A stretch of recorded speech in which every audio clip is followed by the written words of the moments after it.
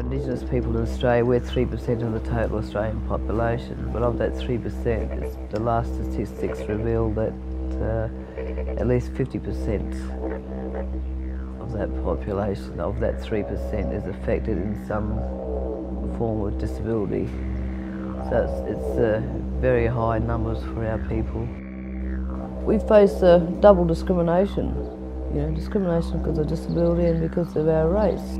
Racism is based from ignorance, I say. I mean, you must remember that there is no word for disability in any Indigenous language.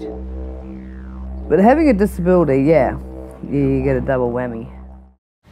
Unfinished business is our story.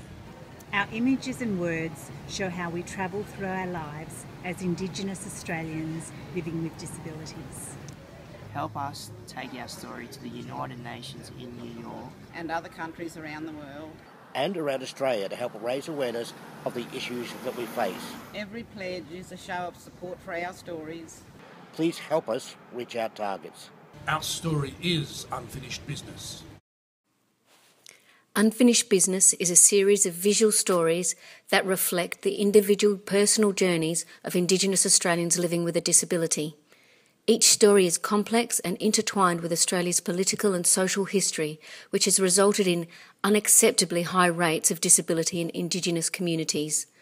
The project is a collaboration, one which challenges existing prejudices and misconceptions and draws attention to the critical issues of racism, fetal alcohol syndrome, the black diggers, stolen generation, limited access to services and the impact of asbestos mining, atomic testing and the incarceration of people with disabilities that are held in prisons without charge. And these are only 8 of the 30 stories in the exhibition.